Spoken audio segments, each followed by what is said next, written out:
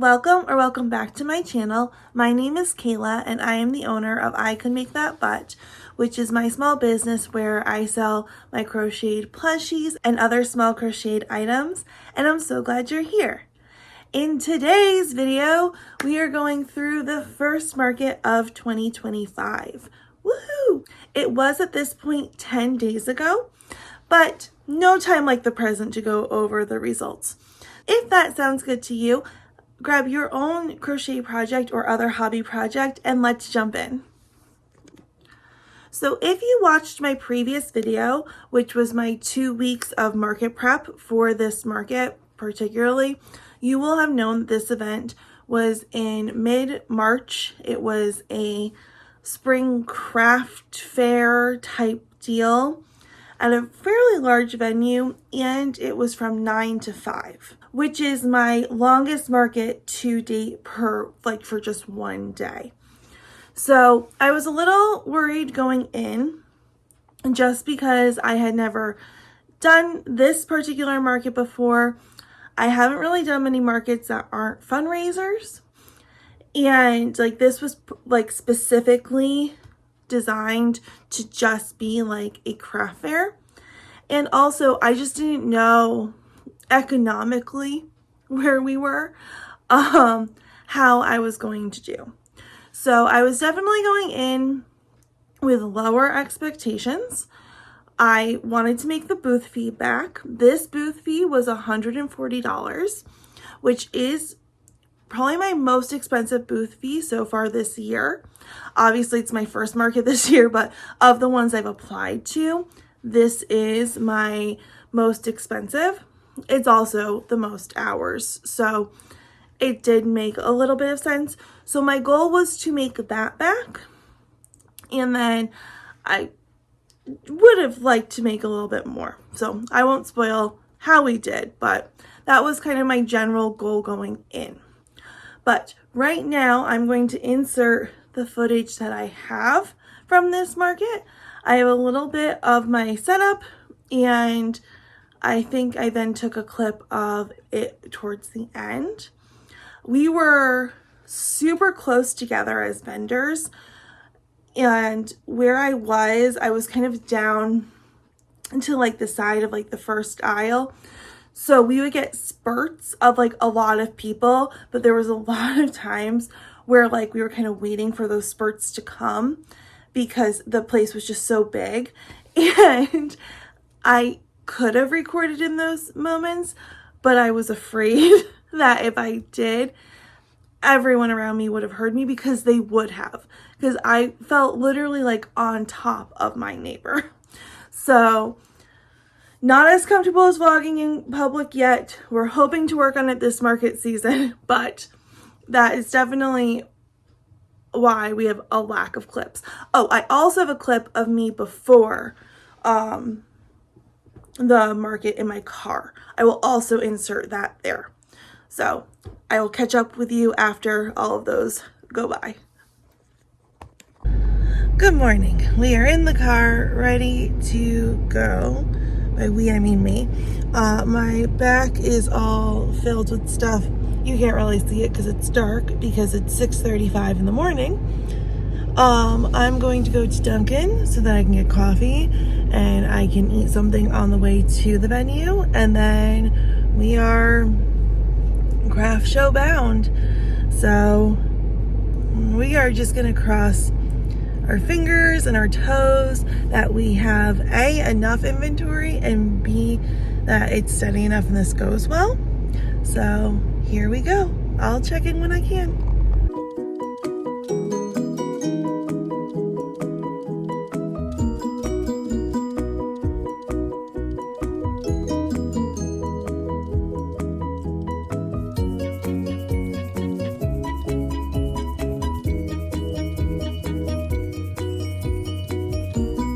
And that's it. So as you can see from my after clips, the difference on the tables weren't that much. I will say I was worried about my setup in general. I know I talked a lot in my crochet prep or my market prep video about the size, it being the 8x6, But what I did learn is that I can fit my regular 6-foot table, and then I have a 4-foot table, and I was able to kind of maneuver that so that I was well within my boundaries. And they had a table on the floor. If you've never done a market before and you're interested in, generally, like with inside markets, the coordinators will usually use tape. That's the most that I've seen. But use something to mark a boundary that they want you to stay within. So I had the day prior, that Saturday prior, I had set up kind of a mock an 8x6 piece in my garage. I'll actually insert some pictures of that here. One of the places there will be pictures. And it was kind of my mock setup to go through it. And that's where I first saw that I could probably do the 2 tables. When I got to the venue, I was pretty confident I could, but I didn't want to just assume I could. So I definitely brought in 1 table first and then got the other one. I was really lucky at this market that it was local enough to my town, and my parents happened to be in town, that they came and helped. So actual bringing stuff in for setup went a little bit quicker. I ended up doing all the setup part myself, just because I'm a bit of a control freak. So I personally like to have a handle in all of that, and I'm not great at delegating that kind of stuff, but it was a great help to have them kind of bring stuff in. And then on the flip side at 5, they showed up and to help bring stuff out. So that was a huge help, because I do normally do this setup and cleanup by myself. So I will take help when I can get help. But anyway, so I set it up like how you saw, very similar to how I kind of did the mock setup in my garage. I think I changed 1 or 2 small things.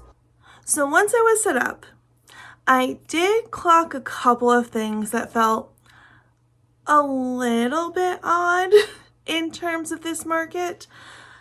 I am going into, I would say, my 2nd year of markets at this point in terms for crochet. And then I had also had previous experience doing markets when I used to sell cross stitch samplers type things before the pandemic. So I kind of know when my antenna goes up a little bit for these things. And usually I just try to ignore a lot of it, unless it's something that's actually concerning. But if people are giving weird energy, I just kind of reject that and kind of keep it moving. So the first thing was, I'm setting up. The lady next to me, she starts setting up, and she's like, oh, I've done this one a bunch, they're great, it's wonderful, whatever. She's saying hi to some other people around us, sweet old lady. She was selling fudge. That was great. On my other side, the person wasn't there yet. Now, we could have started setting up at 6:30. I personally did not get there till 7, just because we had to be set up by 8:30, and I knew that I could be set up within that hour and a half without an issue. And I figured I'd let all the people that wait on the road before 6:30 to go in to get to their spots. And then, the spots were already predetermined, so I wasn't so worried about that. But it was now getting closer to 8, and the person that was supposed to be next to me wasn't there, and the person directly behind me wasn't there, because it was how it was set up was 2 aisles that we faced outwards. You get it, we were back to back kind of a thing. The spot behind the fudge lady, they were set up. They had been there before I got in there, because they had a lot to set up, as they were selling freeze-dried candy, which the fudge lady didn't love that they were so close to her. And they were giving out samples, and she wasn't planning on giving out fudge samples, and she didn't. So yeah, that made the fudge lady a little bit Sad, but it was fine. So we were setting up whatever. My neighbor's not there yet. Someone who I assume is going to be my neighbor comes over with one of the people working and the event, and they start talking, and I don't know if she thought she was going to have a bigger space. I don't know if she thought her space was going to be somewhere different. Like, I don't know, like, what the conversation was. I don't believe she was selling crocheted items or anything else that was, like, around. But, like, she, like, kind of made, like, a thing quietly, but, like, there were words being exchanged, and she then disappeared. So then I ended up being next to, they moved a guy over next to me who was selling like brownie mix that could also be hot chocolate mix. So I was in between two like foods, which I was like, okay, this isn't crochet. So I'm not surrounded by people like me, but people can justify buying food more than they can justify plushies a lot of the time. And I'm in between both of them. And the brownie guy was also giving out samples. He had made brownies with the brownie mix, and he was making hot chocolate. So I was like, okay, all right, that's cool. I was like, all right, like, so, and then I'm realizing this is more like a craft and vendor fair, because then the person behind me showed up, didn't have a table, thought he had put, or his company had put in the application they needed a table. He didn't have one. He wanted a 6-foot table. The coordinators were only giving out 8-foot tables, and he's like, well, my tablecloth won't fit. So luckily, one of the other vendors participating had a 6-foot table they weren't using, so they let him use it, which was very kind. But that was a whole thing. And then it was literally like he was there for like a skylight company, which I've been at other like vendor / craft fairs where there have been companies like this, but he literally just had like a couple of brochures and nothing else. Like usually for those tables, they have like a wheel, they have like swag, like they have something to like have people stop at their table. He had none of that. And I was like, this is a bold thing to spend $140 on, personally. So then, sorry, I just had a huge coughing fit. We're okay. But then I'm still setting up, and this younger girl comes up to me and she goes, oh, your stuff's so cute. And I said, oh, thank you. Like, you know, whatever. And she goes, we're kind of close together, because she's like, I also sell crocheted items. And she was across the aisle from me and probably like 4 tables down. Not the closest I've ever been to another crochet vendor. I will say that. But we were kind of close. I then also learned throughout the time that there were 2 others on the other side. So kind of like when you walked in, you decided to go right or left because you kind of entered in the middle. That's just how the room works, because it's actually 2 different event rooms, but they're able to be open to be one. So you kind of just make your choice. And where I was, it was if you walked in and went to the left. So less people were doing that because just people naturally generally go to the right first. Just science. I don't know.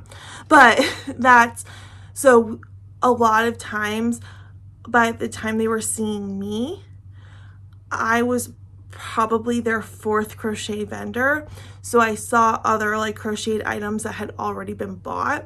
Sometimes people did come left first. Like if they saw there were a lot of people on the right, they just came the other way. Like, and that was totally fine. So sometimes I was their 1st or 2nd. But that was definitely something. But honestly, for the fact that there were like 200 vendors, for there to only have been 4 crochet vendors, I was shocked. I honestly was expecting like 10 of us. I was expecting like at least 5% of the market to be crochet vendors. So the fact that there were only 4, great.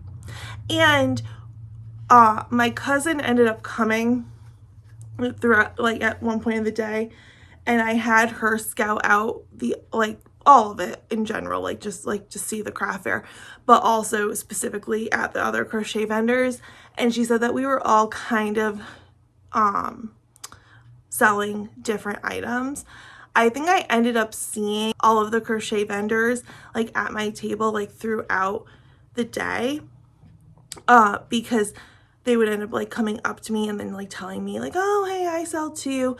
And there was one that she was probably the closest to me in like in terms of what was sold. And this was like her first season of doing this. And so obviously I wished her luck, because always community over competition. But I also gave her some tips just in general about this kind of a thing. Huge props that this was her first market, because an 8-hour day is no joke, because obviously you're also there longer than 8 hours. But yeah, so that was great too. Yeah, so that was like the setup stories. So we started, oh, that was the other thing. So then the fudge lady, we're set up, we're like kind of ready to go. And she looks at me and she goes, this isn't great. And I said, what? And she's like, usually at this market, there's people like lined up like out the door and like turned. Like it's usually like that's generally like the attendance vibe, like right from the start at 9 o'clock. And there really wasn't that. There was a line, but I'm not saying it's gonna like blow anyone's like mind of like how long the line was. And so she looked at me, she goes, it's not gonna be a good day. And I was like, okay, like we don't know. But it was slower. It was like there were always people moving through. It was like a very consistent type of a crowd. I do understand how this could have been a much busier event. There were definitely moments where we were just kind of standing and waiting. I did also notice a lot of like the vendors, like Touchstone Crystals were there. One of the dip companies that's becoming bigger was there. Color Street was there. Like, so there were definitely also non-craft vendors there as well.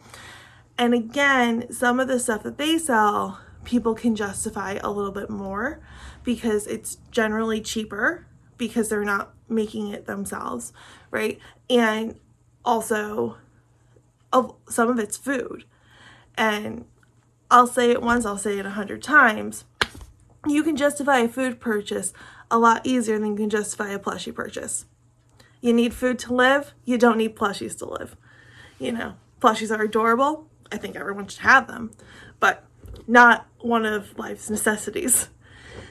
So it definitely kind of started slow, and then it picked up probably between like 10:30 to 2 was probably where I made the most amount of my sales. And we will go into those, I promise. I will tell you everything that sold. I will put up pictures, transparency with pricing and everything in that too, we'll get into. But then the end of the market was supposed to end at 5. And if you've been on my channel before, you know one of my biggest pet peeves is when people pack up early, because I think it's really rude. And it also goes against the contract that we signed, that we were going to stay till 5. When I tell you that at 4 o'clock, actually, no, oh my gosh. So the skylight guy, this was crazy. Okay, first, and then we'll go into the pack up. But the skylight guy, he's at his table until maybe 10. I'm going to be real generous with like till 10. All of a sudden, he gets up and he leaves. I assume to take a phone call because he had his phone with him. We do not see that man again until like 2:30. So his table was just out. No, I mean, there was no cash box. There were just pamphlets out. I'm pretty sure the same pamphlets that were still there when he left at 10 were on that table at 2:30. Because I don't even think people really looked, because they went from the vendor on his other side that were interacting with people, and then him, and then it was the freeze-dried candy people that were literally giving out samples and were very personable. So they were like trying to like pull people to their table, as you do at these events. And so someone might have glanced at that table with pamphlets that was just sitting there. But then when they said, hey, do you want to try this gourmet marshmallow that's freeze-dried? That was it. Like, they were like, wait, what? And there we were.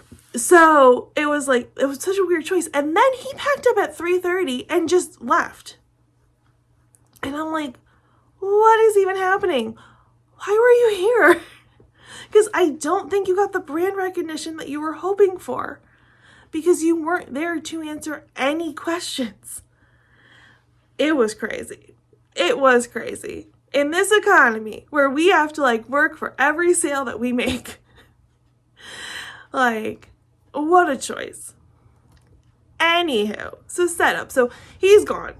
Great. 4 o'clock happens. And now the amount of people coming in has definitely dwindled, but there are still people coming in, and people still have to pay at this point to come in. It's not like the last hour is free. Like, you still have to pay the $5 or $4 if you had the flyer, to come in and walk around. Those people that are coming in at 4 are expecting everyone to still be open so that they can shop and have the same experience as those that came in at 10.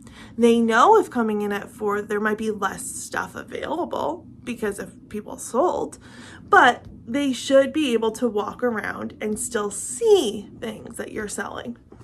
And I'll tell you, nobody was completely sold out of anything.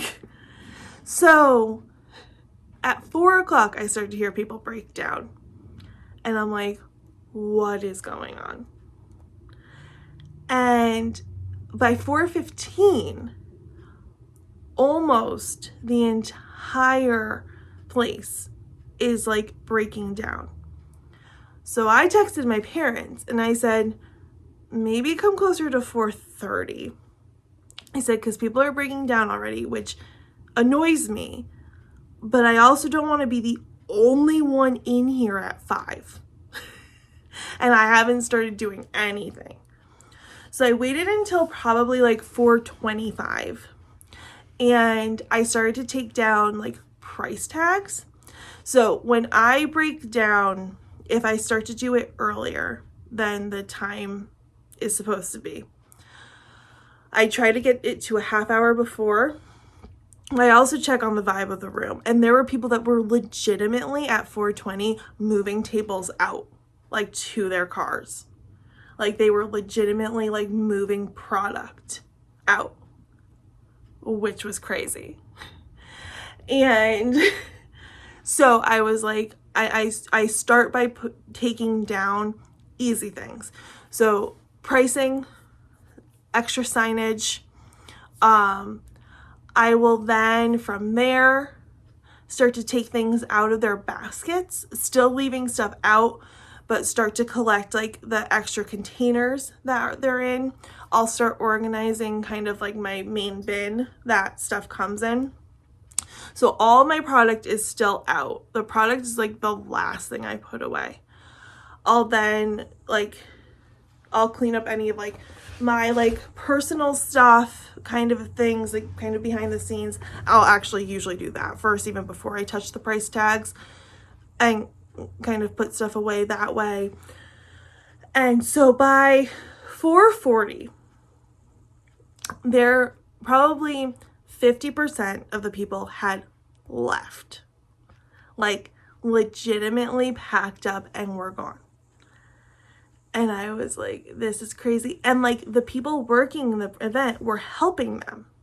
So I'm like, I guess it's okay that we close? Like, what? So I still left out my stuff as long as I could.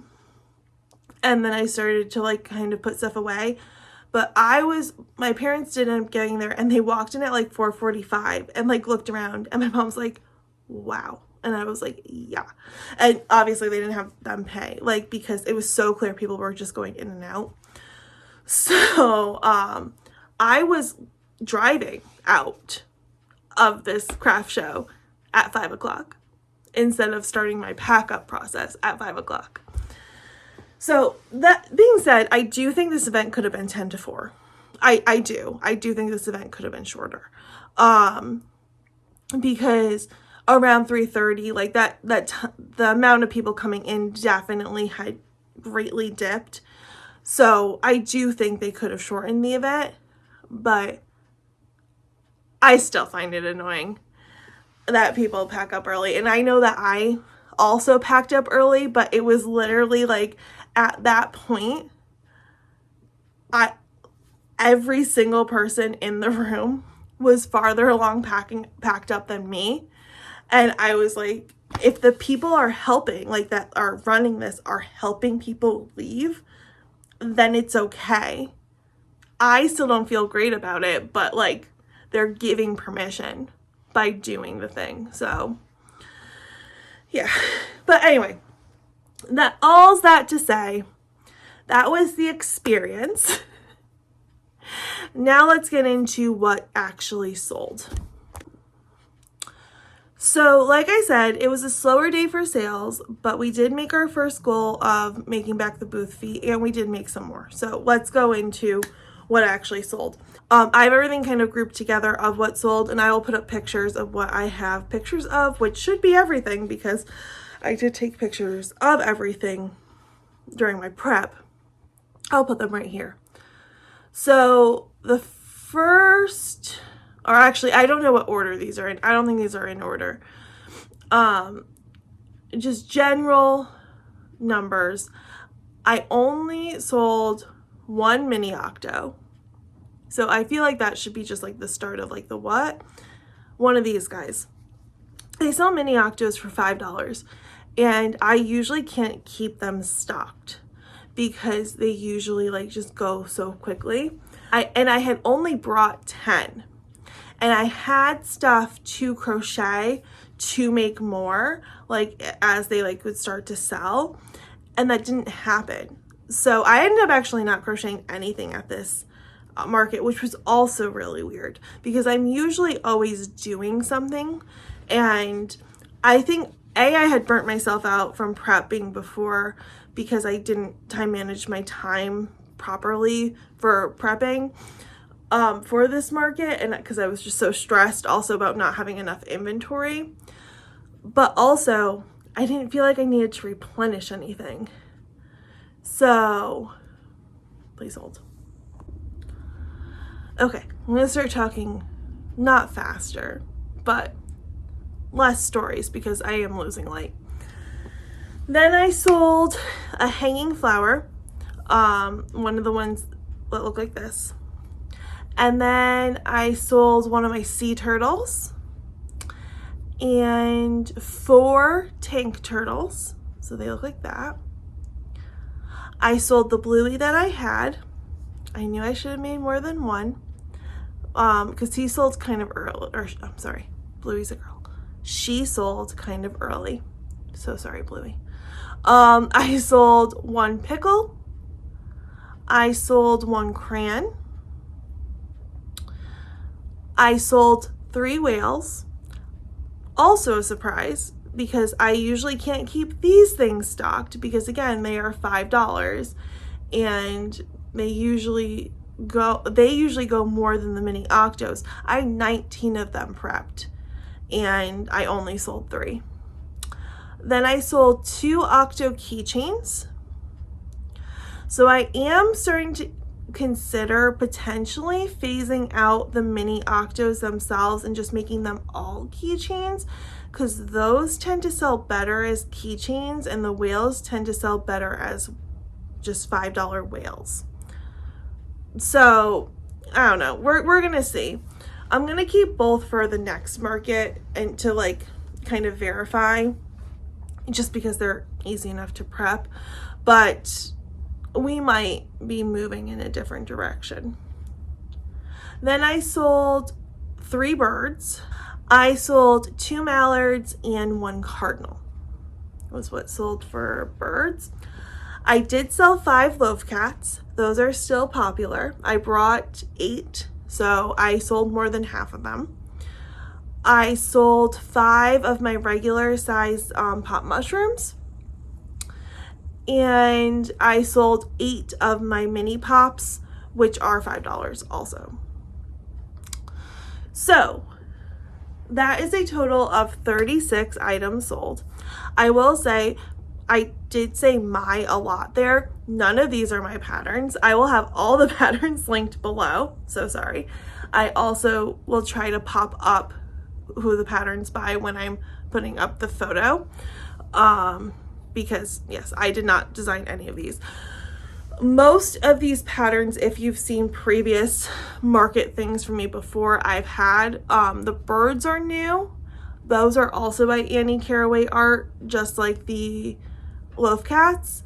And the bluey is new. And I will put who made that pattern because I don't remember off the top of my head. That was when I got off Etsy. So I will do all the linking. So that if you want to try any of these, you certainly can. Surprisingly, none of my bees sold. Yeah, and none of my axolotls sold, which is also shocking because those usually are bestsellers as well. It was kind of a weird day overall, but we sold 36 items. Now, 36 items over 8 hours, or 7, we should say 7 hours, is about 5 items an hour, which is fine, but not great. And also not great for when the booth fee is $140. You hope that it'd be a little bit higher. But alas, the money. On Venmo, it was $34. In cash, it was $141. And on card/Square, it was $228. As I've said, my booth fee was $140. But before any fees or anything, the actual money I took in was $403. So when you think about it, before we start subtracting, that $403 divided by 7 comes out, or let's divide it by 8, because I was there for 8 hours at least, is somewhere around $50 an hour, which is nothing to sneeze at. That does go down though when you take out some of the fees. So the booth fee was $140, and then I paid about $8 in Square fees. So the actual take home before taxes and material costs, but like just that's usually what I report on, is I take off those 2 fees, is $255. So that, when you divide by 8, is still like 30 something an hour, which still not that bad. But I was hoping it was going to be a little bit more, just with how this was advertised. And not for nothing, but like, yes, it is over like the 7 or 8 hours, but making all of that stuff takes considerably longer than that 7 or 8 hours. So you do wish that you sell just like a little bit more. But I am very happy and very grateful for everything that did sell. I am very happy and grateful that I made my goal of getting over that 140. So that's fantastic. Will I do this market again next year? Maybe. It really depends on just how markets in general do this year. I said before in my prep video, and I think I've said it before in other videos, I am very unsure of how markets are going to do this year. I said in this video that plushies are not essential for living. And it is a bummer because I do really like making them, but it just might not be what people need to be spending money on right this moment. So I'm very curious in general for this market season how things are going to go, because the other thing is that nobody is necessarily lowering their market fees. So this same market was $140 last year also to do. The next market I'm doing is $60, and I paid that last year also when I did that market. Like, they're not necessarily lowering, so they're not thinking that attendance is going to be affected. And while attendance might not be affected, even though it did seem like it was for this market, what people are willing to buy is most definitely going to be affected. But, you know, there were people that still had bags. They were going around. They were still shopping. This was a market where you had to pay to get in. So you had to be at least somewhat willing to spend some money. It just might be a year where you're picking and choosing what you're going to spend your money on, as opposed to buying from everything that you see and you like. I mean, I heard a lot of the normal things that I hear at markets of, oh, this is only one booth. Like, let's see, like, remember what you want and you can always come back. And I'd always say, I will be here, because that's usually kids. They're impulsive. So if they see something they like, they want it, but they've already said that at like 3 other tables. So a lot of parents do the whole we can come back thing. And sometimes they do. And sometimes I'm not the one that's chosen, and that's totally fine. That happened prior to this market season. That's just a normal thing parents say. I'm never going to fault a parent for that. But I will say I did hear more this market than I've heard probably ever lately of the phrase, oh, that's really cute, but what would I use it for? Like, so they would give me a compliment, which is always great and appreciated, of course, but like immediately, like within the breath, be saying, but I don't really have a use, which is completely fair. I said this prior, like in my prep videos, that I had a feeling that's going to be some people's attitudes for shopping at markets. And that's fine. I can't fault anyone for that. So, all in all, that was my first market of 2025. Hopefully that wasn't too rambly and I've edited this down to a more desirable video length that's not terrible to listen to. Because unfortunately for this market recap, it was a lot of me just sitting here and regurgitating what happened with some visuals, but not a lot. I'm hoping this next one that I'm doing, I did do it last year and we weren't quite on top of each other. I don't know where I will be located though. There's like 2 main rooms that they use. So the room that I was in, we had space. I assume if I'm in the gym, it's a little bit tighter. I also know from experience, I will not be the only crocheted artist there, which is fine. Again, I'm not naive to ever expect I'm going to be the only one at these things. It's a popular thing right now, and as it should be. It's adorable, but yeah, I'm not surprised. So I'm just hoping this is the one last year where I was literally 1 table away from the other crochet person. So I am kind of hoping I have a little bit of distance from her. Just to help us both out, honestly. But yes. So definitely if you want to see the prep for that and the recap for that and all of the other videos that will be coming from this market season, definitely consider liking this video and subscribing to the channel, because all of that will be coming. I'm actually currently working on this week's vlog that I might do just a general market prep vlog for this next market, just because at this point we have about 2 weeks. I don't know, it might get split into 2. It depends how much footage I have. But the next one's on April 12th that I'm doing. So then that one will also have a market recap video with, hopefully, that's why I started to talk about this, footage of me at the market would be fantastic. What a goal to have. Here's hoping, Kayla. But with that, if you've made it this far into the video, thank you so much for watching. If you'd like to follow me on social media, you can find me on TikTok and Instagram at I Can Make That Butt. If any of the things that you saw either set up at the table or pictures you've gone through look cute and you want to buy anything, some of it is up on my website at www.icouldmakethatbutt.com.